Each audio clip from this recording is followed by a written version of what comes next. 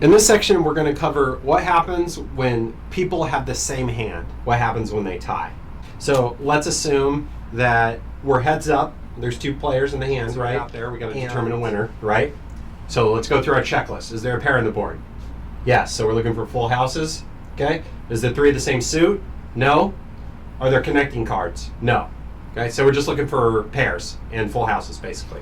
I can see they both have a 7 here. That's going to replace the 2 on the board. So their second cards aren't going to matter here because they're going to each have 2 pair with a jack kicker.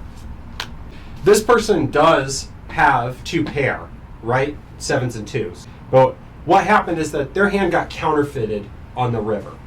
What happened here is that on the turn, this player had 2 pair and this player had 1 pair.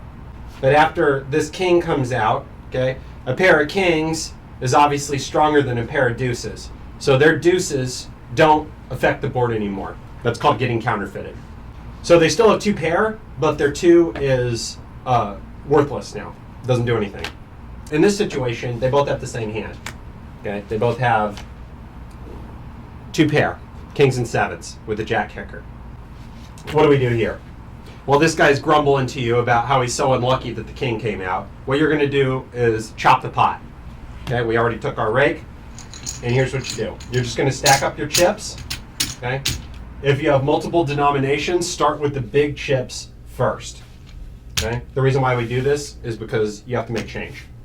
So here, these are equal piles. This is showing the camera that you're splitting the pot. And we're going to change out our 5s for 1s. Okay, there we go. So that's a chop. We got an extra chip. Who gets the extra chip? The extra chip follows the turn order. So this person has the button, so that means this person would be first to act, so they get the extra chip. The reason why we do this is because poker is a game about information. The later you play in the hand, the more advantage you have over your players. Okay, that's why being a player on the button, that's a really strong position, because you can see what everybody else does before you make your decision. They have an advantage in the hand. So since they were playing from a disadvantage, they get the extra money. That's how it works. So what you do is you take this chip, you toss it to them, okay? Some dealers like to add it to the pile and then ship it to them. Don't do that. You want to toss them the extra chip separate. You say, hey sir, you get the extra $1, here you go. Because 99% of the time, they're gonna throw it right back at you and say, hey, this is for you. So it's a soft hustle. That's a way you can make tips, right? So, extra chip, take it. Here you go, sir. Here's your $1.